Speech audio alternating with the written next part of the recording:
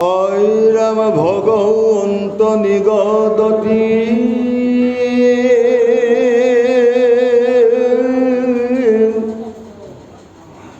পুরামাম দেবহূতি এই ধ্যানে জিতু মুক্ত ভৈল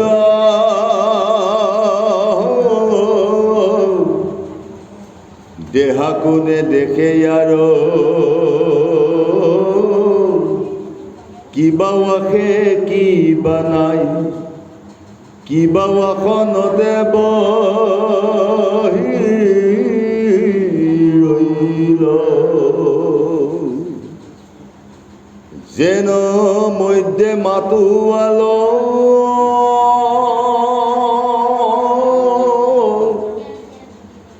কতির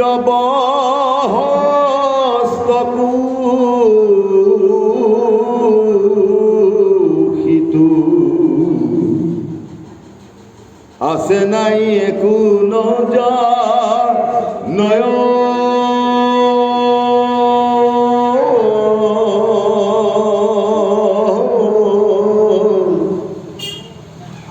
যাবে পূর্ব কর্ম থাকে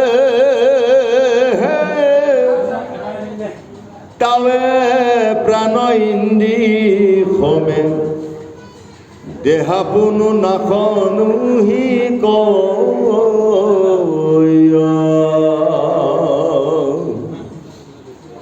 কইরাম পাশে কর্ম নাখ ভইলে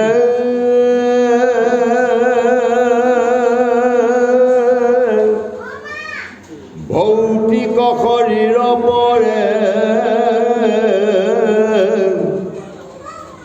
তেবে যোগী ব্ৰহ্ম মিলয়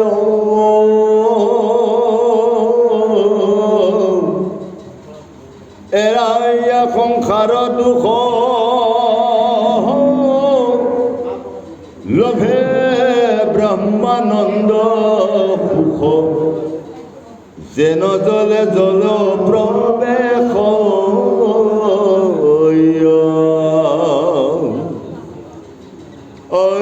মেহি বুলি কৃপাময় মৌনে ৰহিলন্ত্ৰ তই দেখি দেবী পুচন্ত দুনা আবে বাপ ভক্তি যুগ বিস্তাৰি কহিও মুক যেন মতে বুজু অভিপ্ৰায়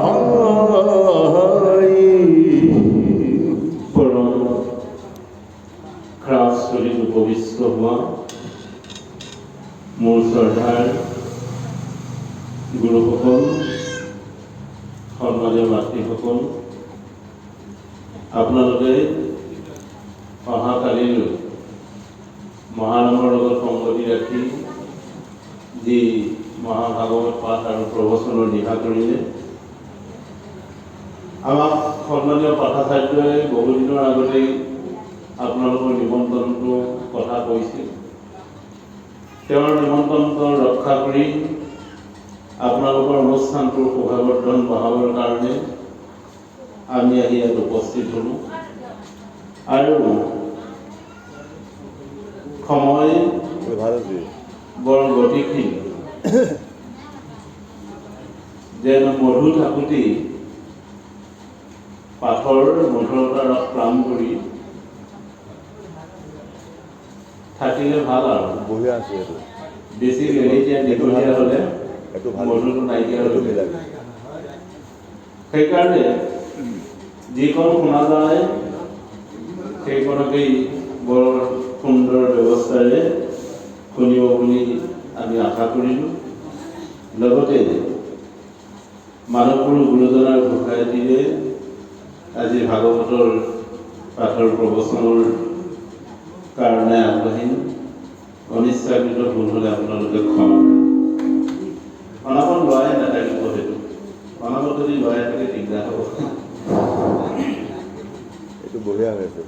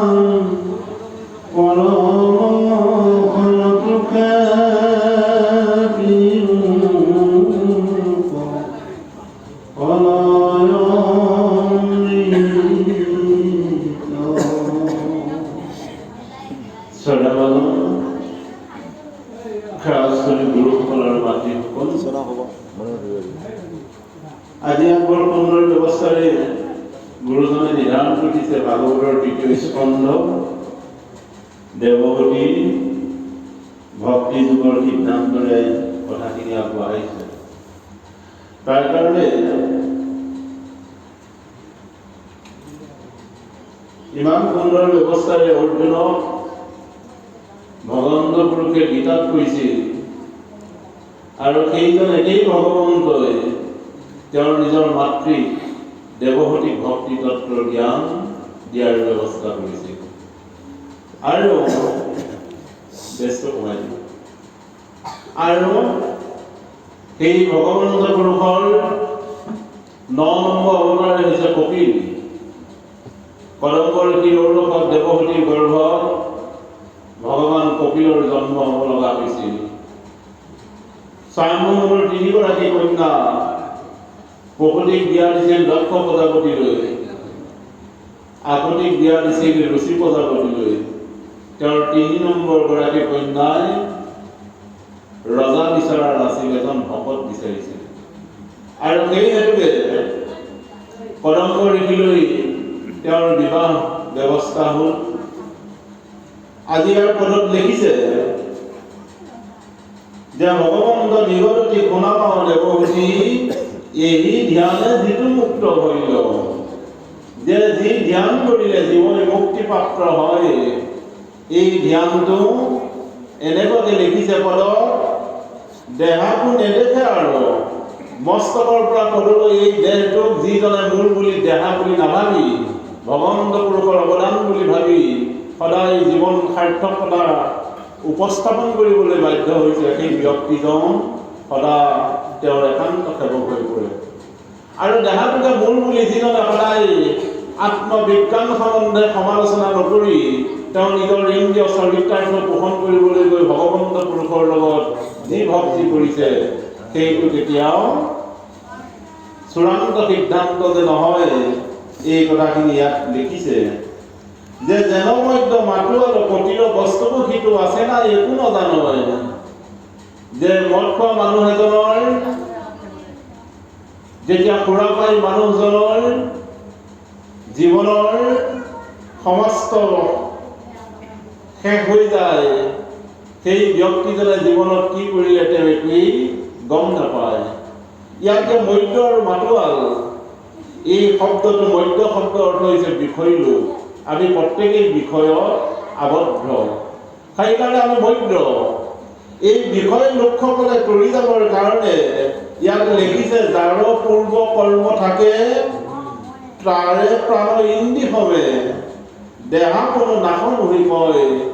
যে বহু কৰ্মৰ ফলত বহু পুণ্যৰ ফলত কেতিয়াবা ঈশ্বৰৰ কথা কোনোবাই শুনিবৰ কাৰণে প্ৰশস্ত কৰে আৰু যাৰ বহু পুণ্য নাই তেওঁ ঈশ্বৰৰ লগত সম্বন্ধ কৰা অসুবিধা হয়। সেইকাৰণে যিগৰাকী মাতৃয়ে তেওঁ শিশুস্বৰূপ ভগৱান কপিল প্ৰভুৰ পৰা জগতৰ চূড়ান্ত পৰ্যায়ত উপনীত হ'বৰ কাৰণে আত্মাই কি কৰিব লাগিব এই কথাখিনি তেওঁৰ পুত্ৰৰ মুখেৰে নিজৰ মাকে সুন্দৰ ব্যৱস্থাৰে কথাখিনি গ্ৰহণ কৰিছে। সেইকাৰণে আমাৰ গুৰু কোন জানো আৰু আমাৰ কপিল কোন যাওঁ এতিয়া আমাৰ কপিল আমি যাক ওচৰত শৰণ ভজন দীক্ষিত লৈছিলোঁ সেইজন আমাৰ কাৰণে গুৰু ভগৱান। পাঠকে কৈছে গুৰু ব্ৰহ্মা গুৰু বিষ্ণু গুৰুদেৱী মহেশ্বৰ। যদি সেইজনৰ গুৰু ভগৱান হয় তেওঁৰ বাক্য যিজনে শিষ্যই সহৰ্নিশে মানি চলি আছে, এই শিষ্যজনে জীৱনত কৰাৰ অসুবিধা নাই।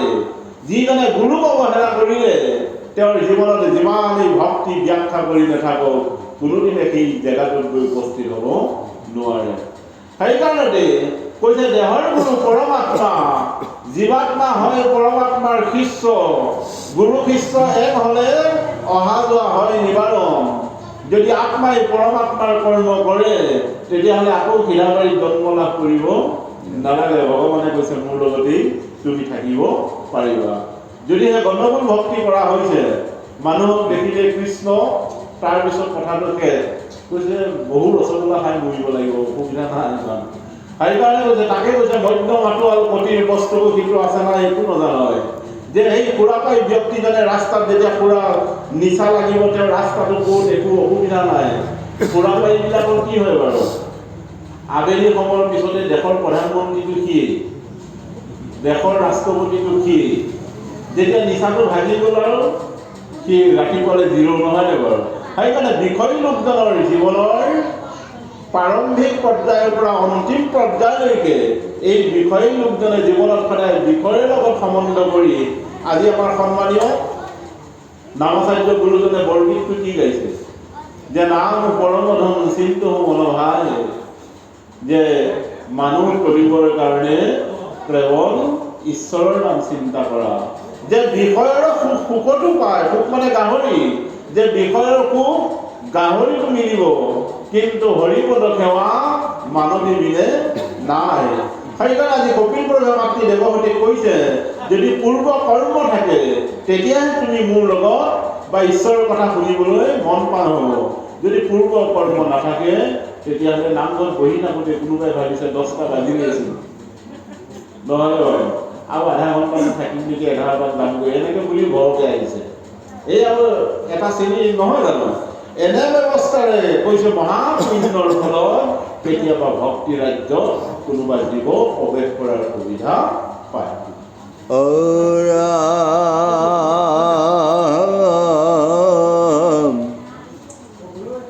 আৰু জীৱ সমস্তৰ বিধিৰ সংসাৰ যেন, তাকো কৈও প্ৰপঞ্চীয় মাত,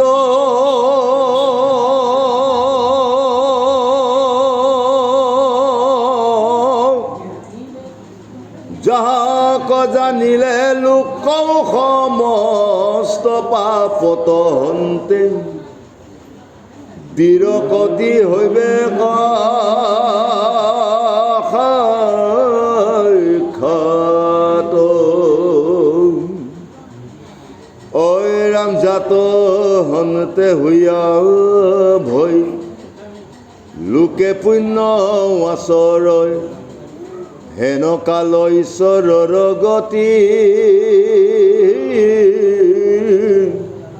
কহিওক বিভাগীয়া যদি বাপ আছে দয়া, শুনি মই থাকো সম্প্ৰতি। আৰাম জ্ঞানয়ন মাজে শয়ন কৰিয়াও আছে, শান্ত হৈয়া জীৱ জগতৰ,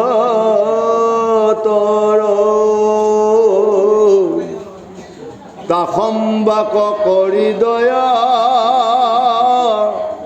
উদয় ভৈলাহা তুমি, অযোগ পন্থ প্ৰকাশ ভাস কৰ।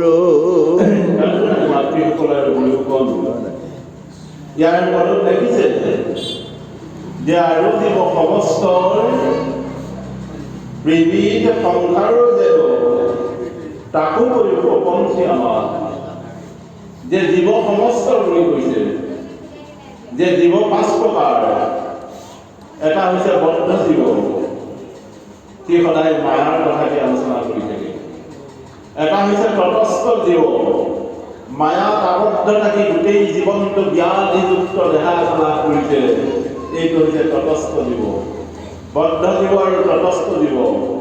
এটা হৈছে জ্ঞানী জীৱ, যে কেৱল ভগৱন্ত পুৰুষৰ গুৰুৰ বাক্য সদায় সাৰোগত কৰি জীৱন ধন্য কৰাৰ প্ৰয়াস কৰিছে। আৰু এটা হৈছে মুক্ত জীৱ। এই 5 প্ৰকাৰ জীৱ আমাৰ আজি নামঘৰত যে বহি আছো, ইয়াত এই 5 প্ৰকাৰ জীৱ আছে। তাকে ইয়াতে দেখিছে জীৱ সমস্তৰ বিধি সংসাৰৰ যেন বিধি মানে নিয়ম, যে এনে নিয়ম আৰু নীতিৰ মাজত থাকিব। যাহাক জানিলে লোক সমস্ত পাপত হন্তে বিৰভূতি হৰিব সাক্ষাৎ, যে যিজন ভক্তই মোক একস্বতে জানে, তেওঁ জীৱনত কৰি অহা ভুলবিলাক কি হৈ যাব, নাশ হৈ যাব বুলি কৈছে। সেইকাৰণে হৃদয় জগতত থকা পৰমাত্মাৰ ঈশ্বৰক যি আত্মাই সদায় সদবৃত্তি অনুসাৰে ভগৱন্তৰ কৰ্মৰে নিয়োজন হৈ থাকে, জাত সন্তান হোৱা ভয় লোকে পুণ্য আচৰয় যেন কাল ঈশ্বৰৰ গতি।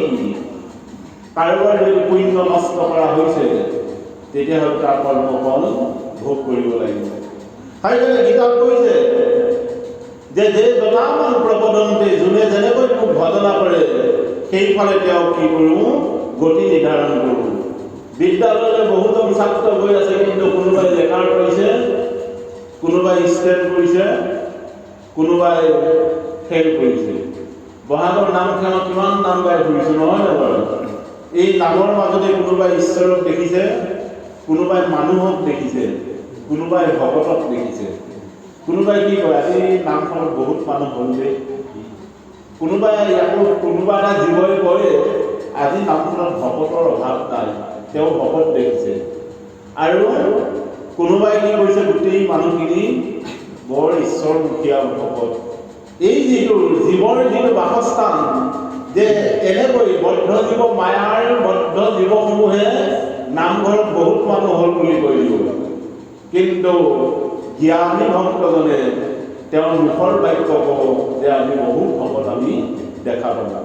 সেইকাৰণে দেৱহতী মাতৃ কপিল প্ৰভুৱে কৈছে, হে মা, ভক্তি 5 প্ৰকাৰ জীৱই কৰিব, কিন্তু হেন কাল ঈশ্বৰৰ গতি।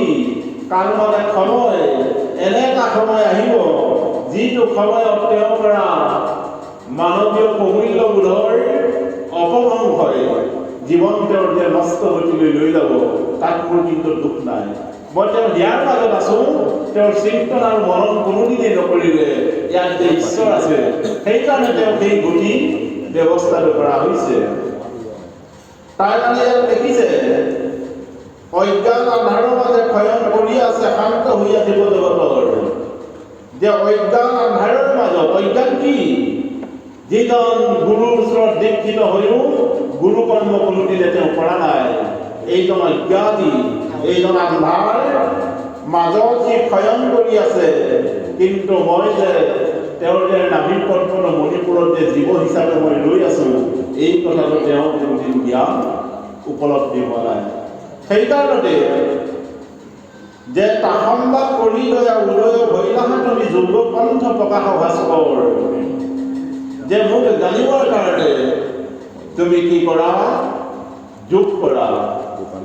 পাৰ্বতীয়ে শিৱক কৈছিল, যোগহীন জ্ঞান মক্ষম কথম ভগৱতী চৰি। সেই পাৰ্বতী, যাৰ যি যোগ নাজানে তাৰ জ্ঞান কেতিয়াও মুখ্যদায়ক হ'ব নোৱাৰে। সেইকাৰণে ইয়াৰ পদত কৈছে, পাৰিলে যোগ কৰা। আজি যে আমি নামঘৰত বহি আছো, এই আসনখনৰ নাম এতিয়া সিধা আসন, আঁঠুটো ওপৰত পেলাই ল'লে পদ্মা আসন হয়। ইয়াত আমি বহি আছো, ই হৈছে যোগ কৰিছো, যে আমি যোগৰ বলত ভগৱন্ত পুৰুষৰ নাম গুণশ্ৰৱণে যিয়েই কৰা নহওক সকলোবিলাক যে শুদ্ধ হয়, এই কথাটো কপিল প্ৰভুৱে মাতৃ দেৱহতীক কৈছে। পাৰিলে কি কৰা, যে যোগ কৰা। যোগ কৰিলে পানৰ আৰাম হ'ব, আৰু যদি বিয়োগ কৰি থকা তেতিয়াহ'লে পানৰ অসুবিধা হৈ পৰিব। সেইকাৰণে ব্ৰহ্মগীতাটো লিখিছে, দেহৰ মাজে প্ৰাণ যজ্ঞ কৰাৰে যাজন, আত্মসংযম নহ'লে মানে বকিব ইন্দ্ৰিয়গণ, অপানে প্ৰাণ প্ৰাণে অপান প্ৰাণায়ামৰ এই বিধান গুৰু নিশিকাইলে সন্ধান শাস্ত্ৰ জ্ঞানে নহয় সাধন। যে শাস্ত্ৰ বহু অধ্যয়ন কৰি যোগ শব্দটো জানা হৈছে, কিন্তু যোগৰ ক্ৰিয়া আৰু কৰণটো গুৰুজনৰ ওচৰত বিচাৰিলেহে শিষ্যজনে পাব। সেইকাৰণে কপিল প্ৰভু মাতৃয়ে দেৱহূতিয়ে কৈছিল, মোক যদি তুমি ভাল বুলি ভাবিছা তেতিয়াহে ইয়াক কৈছে পঢ়িও বিভাগীয়া, যদি বাক আছে দয়া শুনি মই থাকোঁ সম্প্ৰতি। হে পুত্ৰ কপিল, তুমি যদি মোৰ প্ৰতি দয়া কৰিছা তেতিয়াহে তোমাৰ মই ঈশ্বৰৰ কথা তুমি কোৱা, আৰু যদি মোৰ প্ৰতি দয়া ভাৱ নাই তেতিয়াহ'লে ঈশ্বৰৰ কথা ক'ব নালাগে বুলি নিজৰ মাতৃয়ে বৰ সুন্দৰকৈ সিদ্ধান্ত আগবঢ়াইছে। সেইকাৰণে গুৰুসকল আৰু মাতৃসকল, আমি যেন জীৱনত সদায় যে ঈশ্বৰক পৰিচৰ্যা কৰিবৰ নিমিত্তে গুৰুজনে শিকাই দিয়া কৰ্ম আৰু প্ৰণালীৰ মাজেৰে যদি এক গতিসূত্ৰৰ মাজেৰে গৈ থাকোঁ, এদিন ব্ৰকুণ্ঠ সুখ পৃথিৱীতে থাকিয়েই ব্ৰকুণ্ঠ সুখৰ গৰাকী লাভ কৰিব পাৰিব।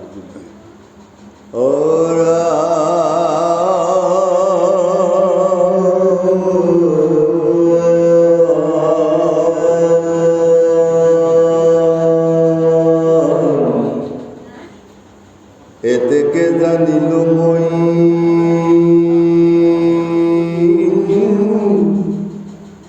ইবাৰ সমস্তে লোক উদ্ধাৰ কৰিয়া কৃপাময়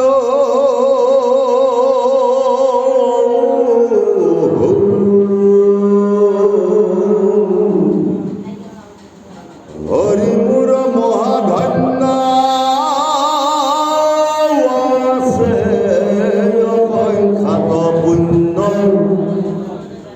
হেন প্ৰভু ভৈলাহাত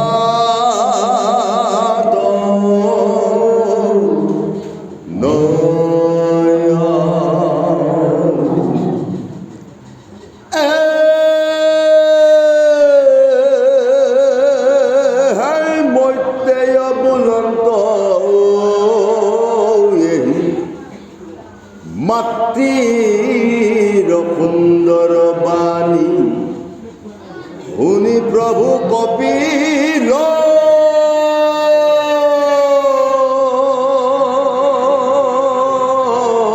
ঈশ্বৰ কৃপায়ে পীড়িত হৈয়া মাতিলন্ত প্ৰশংসিয়া কুশলক চিন্তিয়া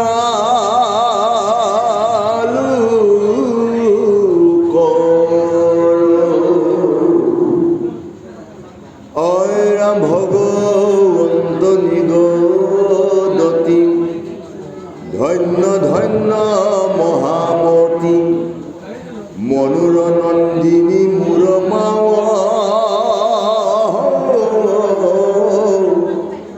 ভাল তজু ভৈল মতি সংসাৰ তৰি লাৱাতি তুষ্ট ভৈলো দেখি তজু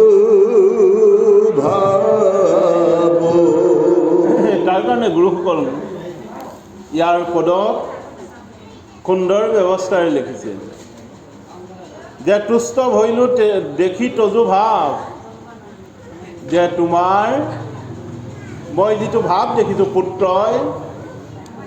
পুত্ৰই মাতৃক কৈছে তোমাৰ ভাৱ অতিকে গ্ৰহণীয়।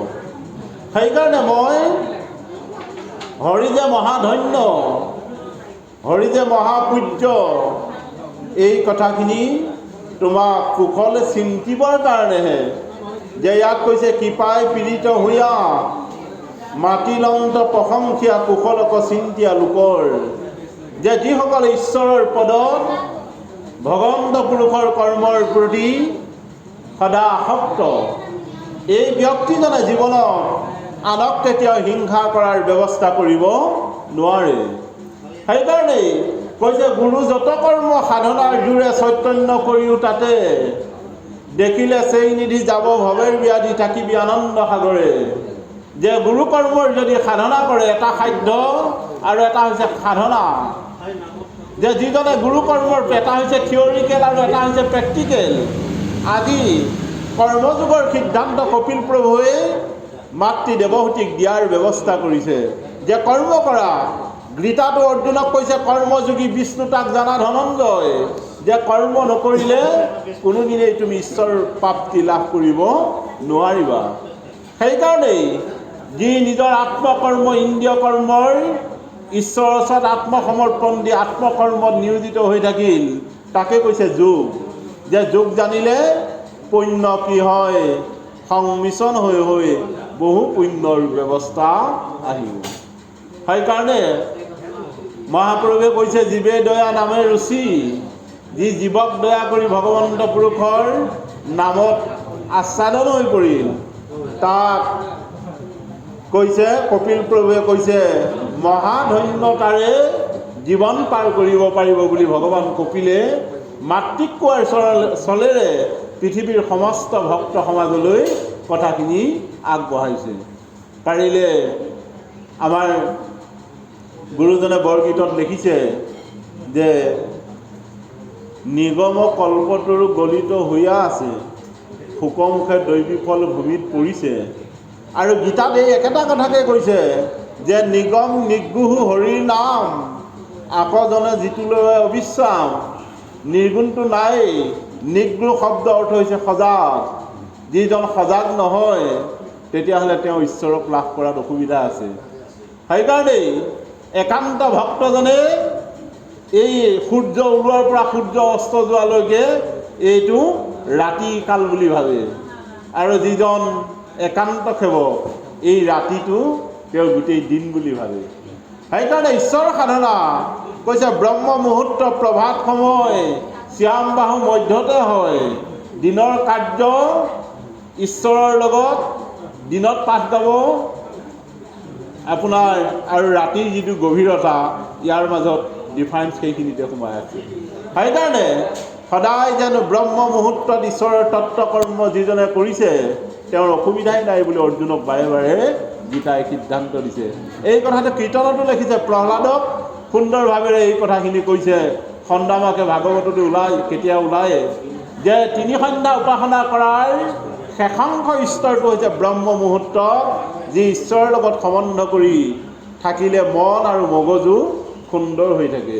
সেইকাৰণে প্ৰাণায়ামৰ বলত যি ঈশ্বৰৰ নাম নাসিকাৰ অগ্ৰভাগেৰে সুষৰ্মাৰ নাৰীৰ মাজেৰে নাম প্ৰৱেশ কৰি মানে মণিপুৰত থকা জীৱৰ লগত সংমিশ্ৰণ কৰাৰ ব্যৱস্থা কৰিলে সেইজন মোৰ ভক্ত বুলি সুন্দৰকৈ সিদ্ধান্ত আগত বহাইছে। বাৰু গীতাৰ সাংখ্যতত্ত্বত ঈশ্বৰে কৈছে যে যিবিলাক মই স্থূল ৰূপ ধৰোঁ, গছ গছনি তৰুলতা সকলোবিলাকেই মই যিবিলাক সূক্ষ্ম ৰূপ ধৰোঁ সুষৰ্মাৰ নাৰীৰ মধ্যে অহা যোৱা কৰি আছোঁ বুলি কৈছে।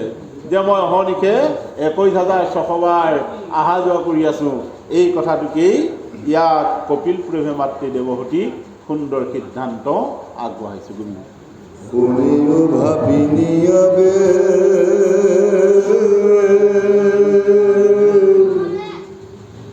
প্ৰশ্নৰ উত্তৰ কহু, ভক্তি কোনো বহুবিধ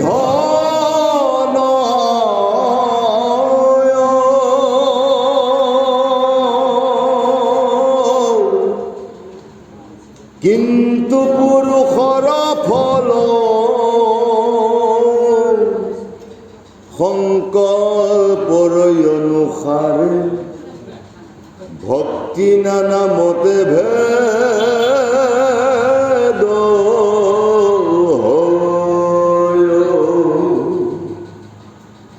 পৰক মাৰিবে পতি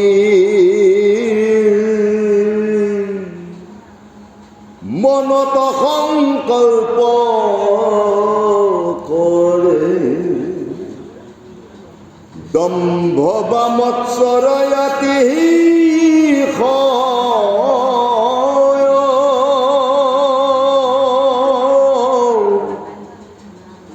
এহি মতে ভক্তি মুত কৰিলে তামস হয়। ক্ৰোধ ভেদ তিনিতে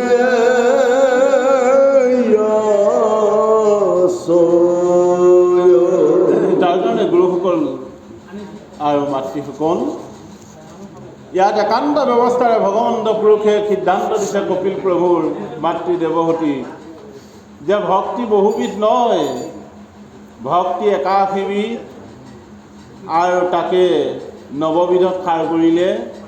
কিন্তু ভক্তি হৈছে গুৰ্জটোৰ গুৰ্জতম তিনি তলুক্যত নাহি কেশম, যাক ব্ৰহ্মভক্তি বুলি ভগৱন্ত পুৰুষে সিদ্ধান্ত আগবঢ়াইছিল। তাৰ কাৰণে যিজনে আনক হিংসা কৰাৰ প্ৰৰোচনা ত্যাগ কৰিলে সেইটো হৈছে শতগুণী ভক্তি। আৰু ইয়াত তাকে লিখিছে, কিন্তু পুৰুষৰ ফল সংকল্প অনুসাৰে ভক্তি নানামতে ভেদ হয়। পুৰুষ মানে জীৱসমূহৰ সংকল্প অনুসাৰে ভক্তি নানামতে ভেদ কৰে। হ'ব দে, পাৰিবি দে, এনে এটা ব্যৱস্থাৰে আমাৰ মাজত ভক্তি কৰাৰ ব্যৱস্থা কৰি লৈছে। শাস্ত্ৰই নকৰা কৰ্মও কেতিয়াবা কৰিবলৈ বাধ্য স্বীকাৰ কৰিছে। আমাৰ নিচিনা মানে জ্ঞানৰ পোচাক পিন্ধি থকা মানুহখিনি যেতিয়া কেতিয়াবা অজ্ঞানৰ বাল্বটোৰ তলত যেতিয়া থাকিব লগা হয়, জ্ঞানীজন কেতিয়াবা পৰাস্ত হৈ যায়। সেইকাৰণে ইয়াত লিখিছে, পৰক মাৰিবাৰ প্ৰতি মনত সংকল্প কৰে, দম্ভ বা মৎসৰ অতিশয়।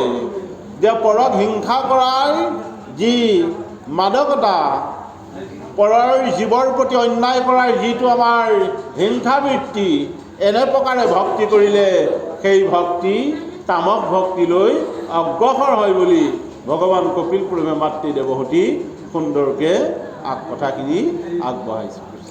হৰামে বিষয়ত কৰি যশ বাৱ চৈৰ্য চাৱে, প্ৰতিমাত মুহুক পূজয়। তিনি উপকাৰ ইটো ৰাজস ভকতি মাত্ৰ,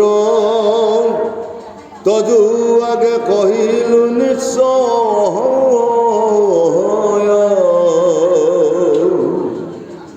অৰাম পাপ মূৰ হোক নাশ, ভগৱন্ত হৌক প্ৰীতি, নুহি অৱশ্যকে বিধি মানি। ইতিনি প্ৰকাৰ ভক্তি কৰিলে সাত্বিক বুলি, নিস্তে মই কহিলো বাণী। তাৰ কাৰণে ইয়াত মাতৃসকল অকণমান হেৰি কৰি দিবচোন, গলাটোত ধৰি নহয়, মিলাই দিব দেই। তাৰ কাৰণে ইয়াত সুন্দৰ ব্যৱস্থাৰে কথাখিনি কৈছে। বিষয়ৰ কৰিয়া, বিষয় শব্দ অৰ্থ হৈছে বন্ধন, নিৰ্বিষয় হৈছে মুক্ত।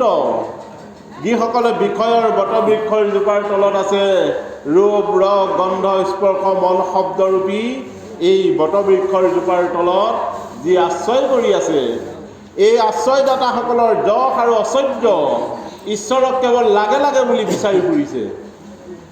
কেৱল ঈশ্বৰক লাগে, তাৰ বাহিৰে তেওঁ পৃথিৱীৰ জনকল্যাণৰ কাৰণে একোৱেই কৰা নাই। তাৰ কাৰণে বিষয়ৰ কৰিয়া,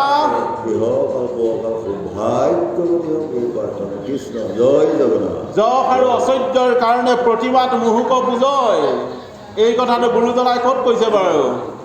প্ৰাসন্ন বন্ধনত লিখিছে নেকি? তীৰ্থ বুলি কৰা জগত শুদ্ধি, প্ৰতিমাত দেখা দেৱতা বুদ্ধি, বৈষ্ণৱতো নাই ইষৱমতি, গৰুটো অধম কৃষ্ণ পদতী।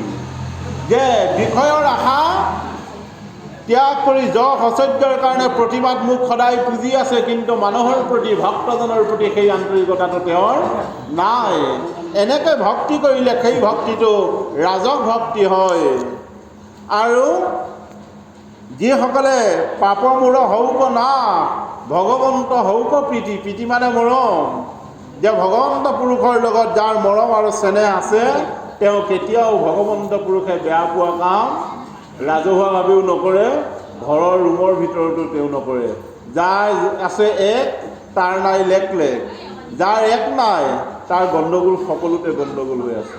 সেইকাৰণে যিজন একমতি, যি ভাগৱত শাস্ত্ৰৰ অধ্যয়ন কৰি তাৰ সাৰমৰ্ম গ্ৰহণ কৰিলে সি কেতিয়াও বেবিচাৰী হ'ব নোৱাৰে। তাকেই ভগৱন্ত পুৰুষে মাতৃ দেৱহতীক এই কথাখিনি কৈছে যে যাৰ মহাদেৱৰ ওচৰত বন্তি দিবলৈতো মানুহ ঢেৰ গৈ আছে সদায়, এই শাওণমহীয়াও যাব। কাৰোবাক চাকৰি লাগে, কাৰোবাক ধন লাগে, কোনোবা এজনী ছোৱালীক ভালকৈ ল'ৰা এটা লাগে, কাৰোবাৰ ল'ৰাটো ভালকৈ মানে পাছ কৰিব লাগে। এই দৰখাস্ত লৈ শিৱ মন্দিৰলৈ যোৱা ভক্তৰ অভাৱ নাই। এইটো ৰাজহ ভক্তি। কৈছে তেওঁ মোক লাগে লাগে কৰি থকাৰ কাৰণে কেতিয়াবা দিয়ে, নেলাগে বুলি কোনেও বন্তি দিয়া মানুহ নাই। যে প্ৰভু মোক একো নালাগে, মই পৃথিৱীৰ জনকল্যাণৰ কাৰণে তোমাৰ ওচৰত আহি এগুচি জ্বলাইছোঁ যে মোৰ গোটেই মৰিগাঁও ডিষ্ট্ৰিক্টখন যেন ভালে কুশলে ৰখোৱা, এই বুলি বন্তি দিয়া মানুহৰ সংখ্যা দিব। সাত্বিকতা এজন আছে চাগে, কিন্তু বহু মানুহে আমিবিলাক কেৱল স্বাৰ্থবাদী। সেইকাৰণে কপিল প্ৰভে মাতৃ দেৱহতীক কৈছে যে যিসকলৰ স্বাৰ্থ নিহিত হৈ আছে ভক্তি, সেই ভক্তি ৰাজহ ভক্তি। আৰু সাত্বিক ভক্তি এইটোহে যে যি সকলোৰে কল্যাণ, যে তিনি প্ৰকাৰ ভক্তি কৰিলে সাত্বিক বুলি নিশ্চয় মই কহিলোঁ বৈখ্যানী। যিজন ভগৱন্ত পুৰুষৰ প্ৰতি প্ৰীতি আছে সেইটো হৈছে সাত্বিক ভক্তি। এই তিনি প্ৰকাৰৰ ভক্তি জীৱসমূহৰ কল্যাণ সাধনা হয়। যদি সেই তিনি প্ৰকাৰ ভক্তি নহয় তেতিয়াহ'লে তাক অসুবিধা বুলি সিদ্ধান্ত দিছে। সেইকাৰণেই গীতাত লিখিছে বেদশাস্ত্ৰ পঢ়ি যদি মোৰ তত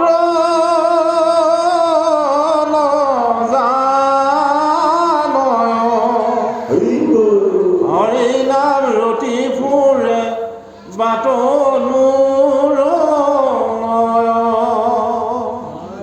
কৈছে বেদ শাস্ত্ৰ পঢ়ি যদি তত্ত্ব নাজানা তেতিয়াহ'লে বাটৰ শিলগুটি দেখিছা, এনেকৈয়ে তুমি এদিন পৰি থাকিব লাগিব।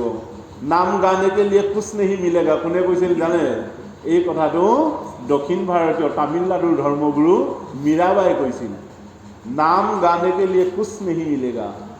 তেতিয়া ইয়াৰ সমালোচনা হৈছিল।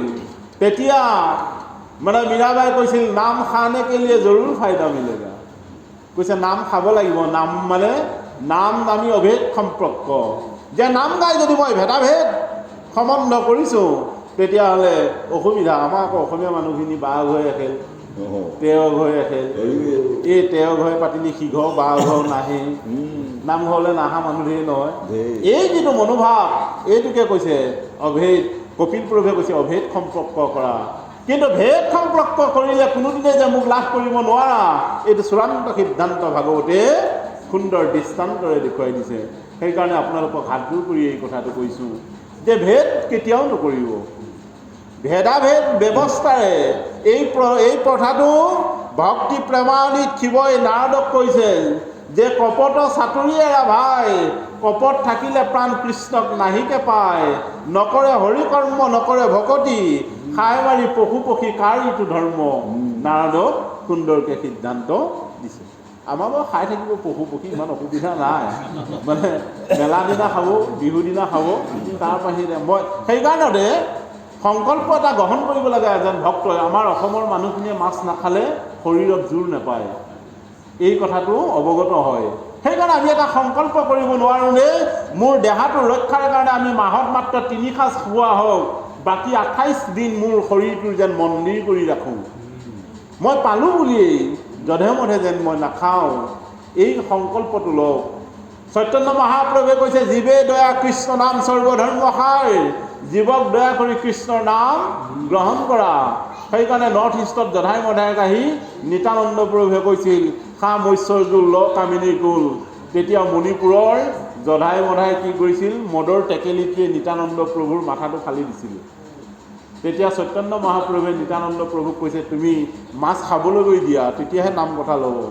আৰু নিতানন্দ প্ৰভুৱে আহি আকৌ অসমৰ মণিপুৰত আহি এই কথাখিনি ক'ব লগা হৈছিল খা মৎস্যৰ জোল ল কামিনী কুল লৈ হৰি হৰি বল। ক'লে বুলিয়েই আমি যেনে যধে মধে আহাৰ নকৰোঁ তেতিয়াহ'লে আমাৰ মন্দিৰটো লেতেৰা হৈ পৰিব। এই লেতেৰা মন্দিৰত ভগৱন্ত পুৰুষে যে কৃপা নকৰে, এই কথাটো ভগৱন্ত পুৰুষৰ নৱম অৱতাৰ কপিল প্ৰভে মাতৃ দেৱহতীৰ জৰিয়তে আজি নামঘৰত বহি থকা সমস্ত আত্মাকে এই সিদ্ধান্তটো দেখুৱাইছে। ৰাম প্ৰতিমা পূজয়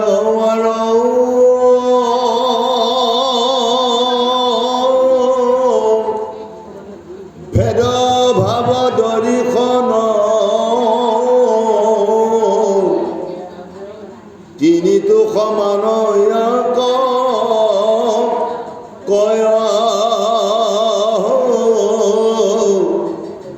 পুত্ৰম মধ্যম ক্ৰমে তামসাদি ভক্তি মাজে তিনি তিনি মতে ভেদ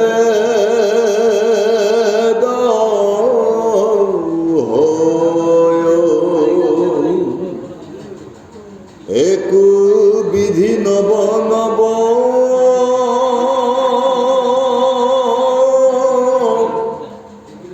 প্ৰকাৰে হৈ আছে ভেদ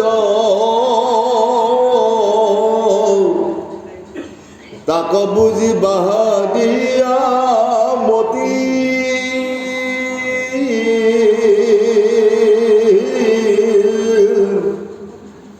সগুণ ভকতি আহি একাধিক আশী বিধ আবেগ নিৰ্গুণ ভকতি। তাৰ কাৰণে গুৰুসকল আৰু মাতৃসকলে ইয়াৰ পদত কৈছে প্ৰতিমাত পূজয় আৰু ভেদ ভাৱ দৰিখন তিনিও সমান। আকৌ কয় যে তাত শৰাই অৰ্চনা কৰি আহি নামঘৰৰ ভকতক যদি এবাৰো সেৱা কৰা নাই, আমাক যদি একো বুলিয়েই ভবা নাই, এয়া হৈছে ভেদ ভাৱ দৰ্শন। সেইকাৰণে পুৰাণে কৈছে অহং পৰমং ব্ৰহ্মাস্মি, এটোপাল ব্ৰহ্মৰ পৰা জন্ম হোৱা আমি এটা কৃষ্ণদাসী আত্মা। আৰু আত্মাক যেতিয়া প্ৰণাম কৰে পৰমাত্মা এনেই সন্তোষিত হয় যে আজি সন্মানীয় দেউৰীজনে নামঘৰত বহি থকা ভক্তসকলক যে সেৱা কৰিছে, দেহটোক সেৱা কৰা নাই, শৰীৰৰ ভিতৰত থকা আত্মাটোক প্ৰণাম কৰিছে। সেইকাৰণে ঈশ্বৰে কৈছে আত্মাই যেতিয়া আত্মাক প্ৰণাম কৰে তেতিয়া পৰমাত্মা এনেই সন্তোষিত হয়। যদিহে তাক সেৱা কৰিলে মাত বোলটো নিদিয়ে। তাত ঈশ্বৰে কৈছে মায়া তত্ৰ মিদং সৰ্বজগতং অবক্ত মূৰ্তি নাম মত্ত স্বামী ভূটানী। অৰ্জুনক কৈছে, হে অৰ্জুন, অবক্ত মূৰ্তিত যদি মই সোমায়ো থাকোঁ তাত মই মাত বোল নিদিওঁ। কোনে মাত দিয়ে? সৰ্বভূতানী, সমস্ত ভূতবিলাকে মাত বোল কৰে।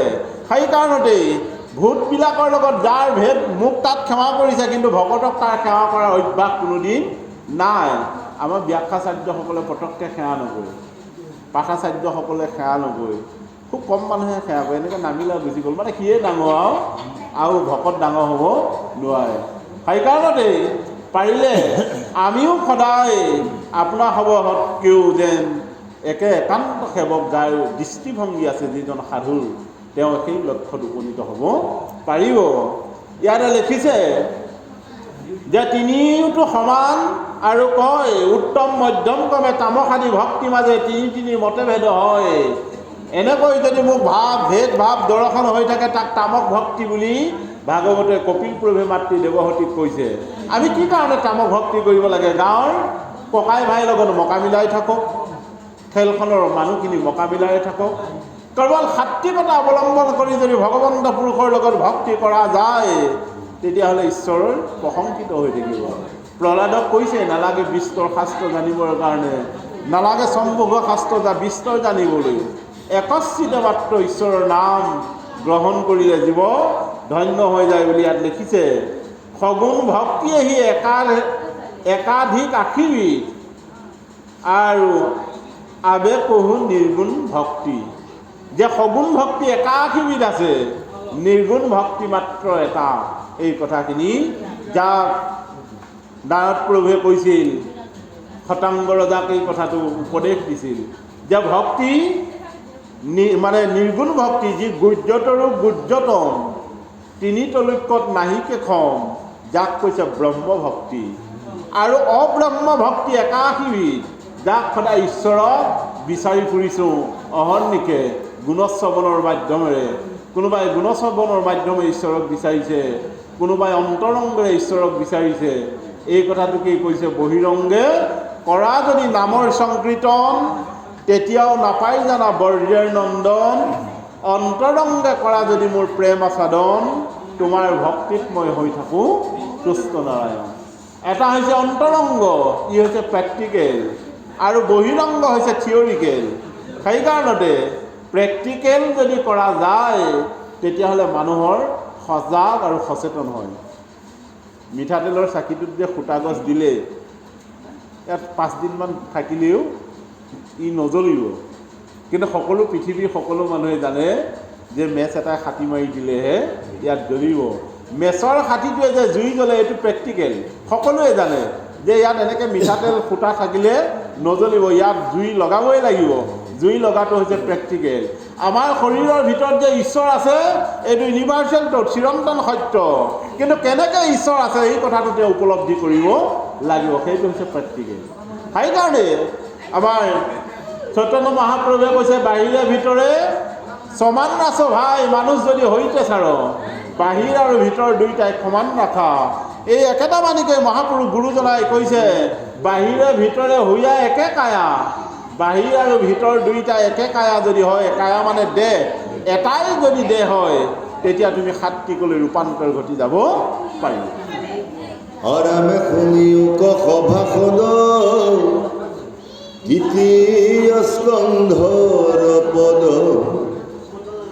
বুজিও ভক্তিৰ নিৰ্ণয়,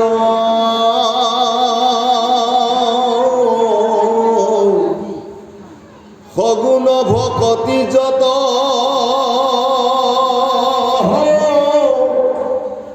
কৰি তাংক পৰিহাৰ, নিৰ্গুণক কৰি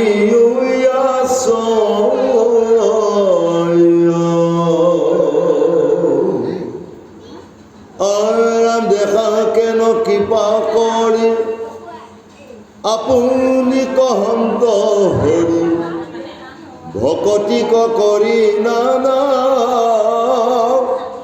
ভাগ,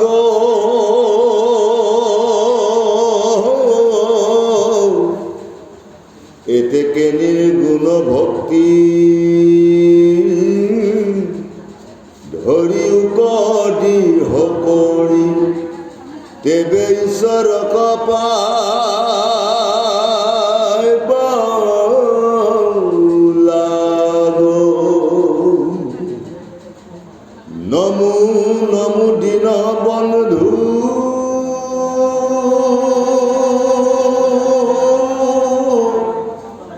কৃষ্ণ দেব কৃপা সিন্ধু, তজু পাৱে পখিলো শৰণ,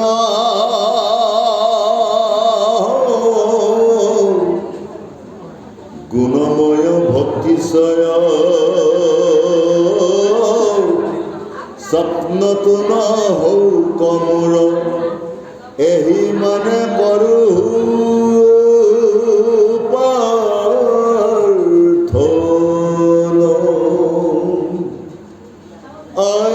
কিন্তু তজু পদোন্নতি, একান্ত সপে মৰতি, কমোৰ নকয়ান কাম,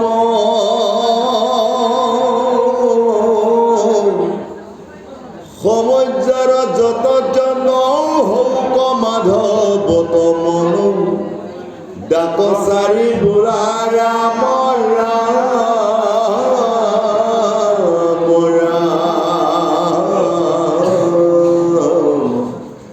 কৃষ্ণ হৰি ৰাম ৰাম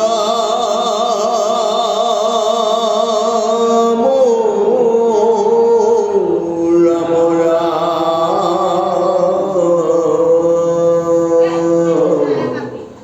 ও হৰি ৰাম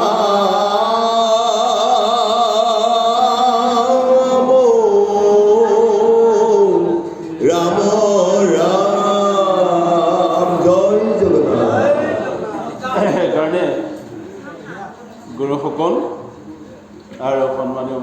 ভকতসকল।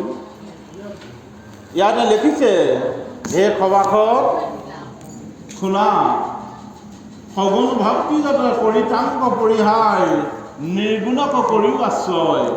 যে সগুণ ভক্তিত জীৱৰ দুখ হয়, সেইকাৰণে যিজন নিৰ্গুণ ভক্তিৰ ব্যৱস্থালৈ যাবৰ কাৰণে প্ৰভুৱে নিজৰ মাতৃ আহ্বান জনাইছিল। যে গুণময়ত কষ্ট বহুত, আৰু যিজন মানুহক একোৱেই নালাগে, মোৰ ভক্ত হয় যদি উদাৰ চৰিত্ৰ, তাত থকা কীট পতংগ হৈবেক পবিত্ৰ। যিজন উদাৰ প্ৰতীক, তেওঁকতো একো নালাগে, সেইজন নিৰ্গুণ ভক্তি, তেওঁ তাতেই শান্তি। আৰু কোনোবাই কিবা কিবি কৰোঁ থাকিম বুলি ক'লেও তাৰ মনৰ অশান্তি, সেইটো হৈছে সগুণ ভক্তি। এইবাৰ নামঘৰটো প্লাষ্টাৰ হ'ল, ইয়াৰ পিছত যদি ভাবি থাকে নামঘৰটো টাইলছ লগোৱাৰ ব্যৱস্থা কৰা যাওক, এয়া হৈছে মনৰ অশান্তি।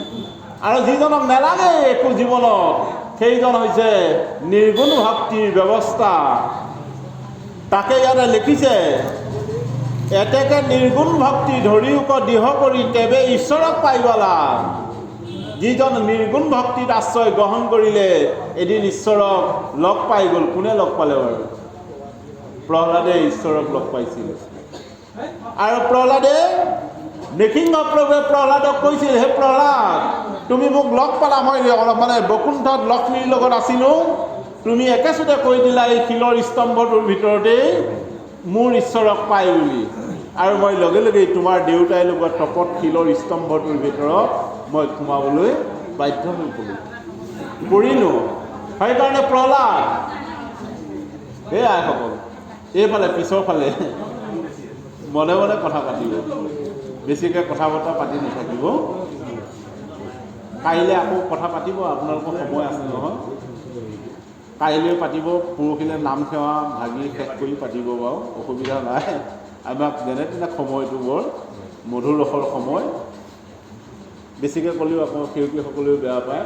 মানে কথা পাতিলে কি হয় জানে, যে ঘোষাত লিখিছে, নাহং তিষ্ঠামি বৈকুণ্ঠে যোগিনামি হৃদয়ে সমত ভক্তা যত্ত গায়ন্তি তিষ্ঠামি নাৰদ। হে নাৰদ, যিখন ক্ষেত্ৰত মোৰ ভক্তই জনাই নজনাকৈ মোৰ নাম উচ্চাৰণ কৰি আছে, মই এই ক্ষেত্ৰটোৰ ভিতৰতে সোমাই থাকোঁ। জ্ঞানীজনে সদায় দেখে, জ্ঞানীৰ ভাও পিন্ধি অজ্ঞানীৰ পোছাক পৰিধান কৰি থকা সকলে কেতিয়াও ঈশ্বৰক ইয়াত যে আছে সেই কথাটো মানিবলৈ টান পাব। সেইকাৰণে প্ৰহ্লাদে দেখুৱাই দিছিল যে এই স্তম্ভটোৰ ভিতৰত মোৰ প্ৰাণ ঈশ্বৰ আছে। তেতিয়া নৃসিংহ প্ৰভুৱে কৈছিল, হে প্ৰহ্লাদ, তোমাক কি বৰ লাগে কোৱা? প্ৰহ্লাদে একো বিচৰা নাই। আপুনি মই হোৱাহেঁতেন, মাইকী মানুহ সোপা হোৱা হয়তো অৰুণোদয় আঁচনি লাগে বুলি ক'লে হয়। এতিয়া আমাৰ মতা মানুহকেইটাই কি ক'ব এতিয়া? আমাৰো কিবা লোভ চোভ এসোপা আছে আমাৰ, নহয়নে বাৰু? কিন্তু প্ৰহ্লাদে একো লোভ কৰা নাই। প্ৰহ্লাদে গুৰুজনাই কীৰ্তনত লিখিছে ঘোষাটো, অস্বামী ৰাম নেৰু আৰু চৰণ